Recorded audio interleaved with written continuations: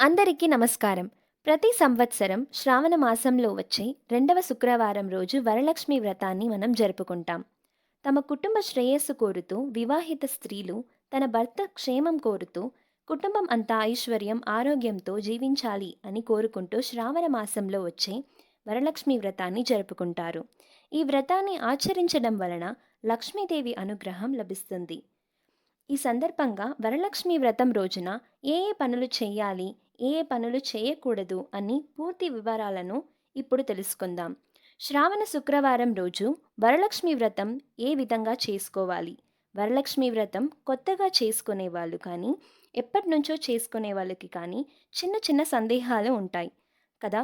అవి అన్నిటికీ బదులు దొరికేలా ఈ వరలక్ష్మి వ్రతం ఏ విధంగా చేసుకోవాలి, ఎలా చేయాలి, అలాగే ఆ రోజు పూజ అయ్యాక ముఖ్యంగా ఏం చేయాలి అని తెలుసుకుందాం. ఈ వీడియో చూసిన తర్వాత మీకు నచ్చినట్టయితే తప్పకుండా వీడియోని లైక్ చేయండి. అలాగే స్కిప్ చేయకండి. అప్పుడే వీడియోలో ఉన్న విషయాలు పూర్తిగా అర్థమవుతుంది. ఈ వ్రతం ఆచరించడానికి ముందు ఇల్లంతా శుభ్రంగా ఉంచుకోవాలండి.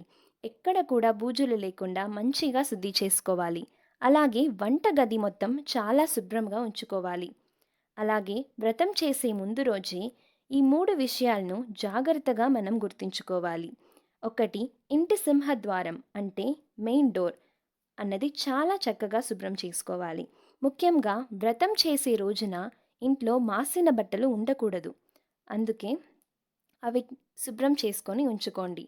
మనం వ్రతం ఆచరించే రోజున సూర్యోదయానికన్నా ముందు లేచి తలంటు స్నానం చేసుకోవాలి. ఆ తరువాత గుమ్మంకి పసుపు కుంకుమ రాసి బొట్టులు పెట్టుకొని అష్టదళ పద్మం ముగ్గు వేసుకొని పసుపు కుంకుమ పూలతో అలంకరించుకోవాలి.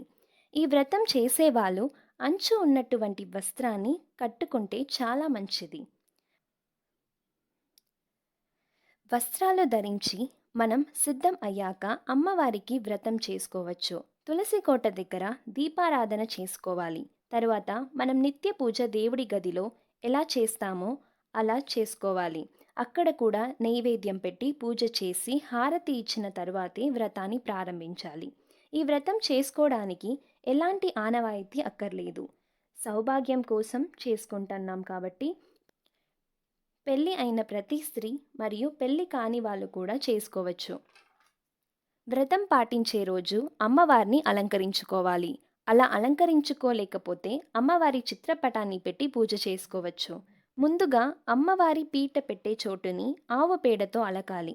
ఆ తరువాత అష్టతల పద్మ ముగ్గు వేసుకోవాలి. అమ్మవారు తామర పువ్వులో ఉంటారు కాబట్టి పద్మ ముగ్గు వేయాలి. ముగ్గు వేసేటప్పుడు బియ్యం పిండి వాడండి. తరువాత చిత్రపటం పెట్టేవాళ్ళు తండుల రాసి అంటే బియ్యాన్ని దానిపైన పోసుకోండి. ఆ బియ్యం పైన తమలపాకు ఉంచి దానిపైన పసుపు కుంకుమ వేసుకోండి. ఆ తరువాత అమ్మవారి చిత్రపటాన్ని పెట్టుకోండి. అమ్మవారి చిత్రపటంతో పాటు నారాయణుడి విగ్రహం కానీ చిత్రపటం కానీ తప్పనిసరిగా పెట్టి పూజ చేసుకోవాలి.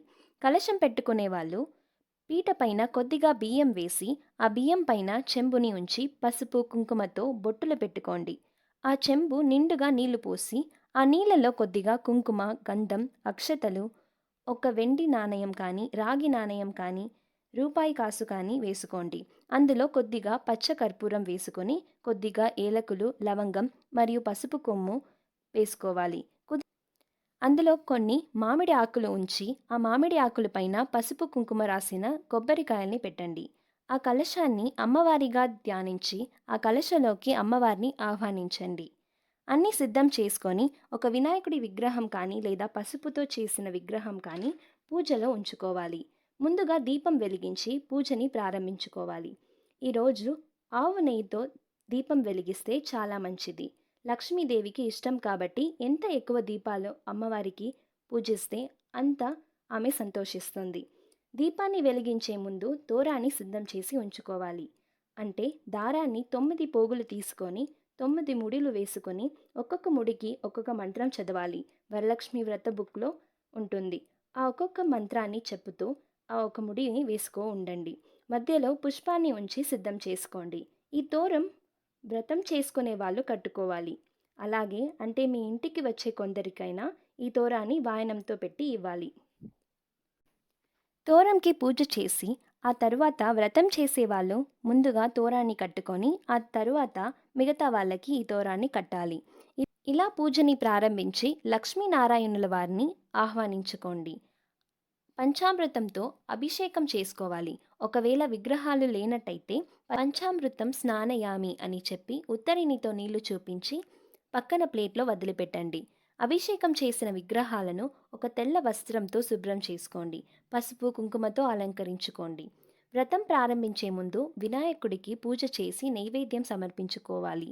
ఆ తరువాత అమ్మవారికి పూజ చేసుకోండి. అక్షత పూలుతో నారాయణుడికి పూజ చేసుకోండి. ఆ తరువాత అమ్మవారికి అష్టోత్తరం చేసుకొని కనకదార పారాయణం చేసుకోవచ్చు. అమ్మవారికి ఎర్రని పూలు కానీ సువాసన వచ్చే జాజి పూలు కానీ ఎర్రని అక్షతలతో పూజ చేసుకోవచ్చు. అమ్మవారికి వస్త్రం సమర్పించేప్పుడు చీర, రవిక బట్ట, గాజులు, పసుపు కుంకుమ, తాంబూలం, దువ్వెన, అద్దము, పచ్చకర్పూరం, ఏలకులు, లవంగం, కొద్దిగా గోరింటాకు, పసుపు కొమ్మ అలాంటివి పెట్టి అమ్మవారికి వస్త్రం సమర్పించుకోవచ్చు. ఇలా అమ్మవారికి సమర్పించిన చీరను ఇంటికి వచ్చే సువాసనలకు ఆమెని లక్ష్మీ స్వరూపంగా భావించి వాయనంగా ఇవ్వచ్చు. లేదా వ్రతం పాటించే వాళ్ళు ఈ చీరని ఉంచుకోవచ్చు. అలాగే అమ్మవారికి 9 రకాలు కానీ 5 రకాలు కానీ ఎన్నైనా సరే నైవేద్యం సమర్పించుకోవచ్చు. అమ్మవారికి సమర్పించే నైవేద్యంలో ఖచ్చితంగా అందులో పోలీలు, పులిహోర, పాయసము అలాంటివి పెట్టడం మంచిది. ఈ పూజలో ఎంతమంది ముత్తైదులకు వాయనం ఇవ్వాలో అది ఒక ప్లేట్లో సిద్ధం చేసి ఉంచుకోండి. వాయనంతో పాటు శనగలు ఇవ్వండి. అది సాయంత్రం మనం ఇస్తాము కాబట్టి పొద్దున్నే మీరు శనగల్ని నానపెట్టుకోండి. ఇలా నానపెట్టిన శనగలు వాయనంతో ఇచ్చినట్టయితే వాళ్ళ ఇంట్లో మొలకలు పెరిగితే ఆ ఇంట్లో ఐశ్వర్యం పెరుగుతుంది అని ఒక నమ్మకం. ఇలా అన్ని చేసుకున్న తర్వాత మంగళహారతి ఇవ్వండి. ఈ వ్రతాన్ని ఉపవాసం ఉండి ఆచరించవచ్చు. ఎక్కువ మంది ఏకభుక్తం చేస్తారు, అంటే ఒక్కసారి మాత్రమే తింటారు. అలా మీరు చేసుకోవచ్చు. వ్రతం పాటించే రోజు మంచం పైన పడుకోకూడదు. ఇలా పూజ అయిన తర్వాత భర్తతో అక్షతలు వేయించుకొని ఆశీర్వాదం తీసుకోండి. ఈ వీడియోలో వరలక్ష్మి వ్రతం రోజు చేయవలసినది తెలుసుకున్నాం. ఈ వీడియో మీకు నచ్చినట్టయితే మరవకుండా లైక్ చేసుకోండి.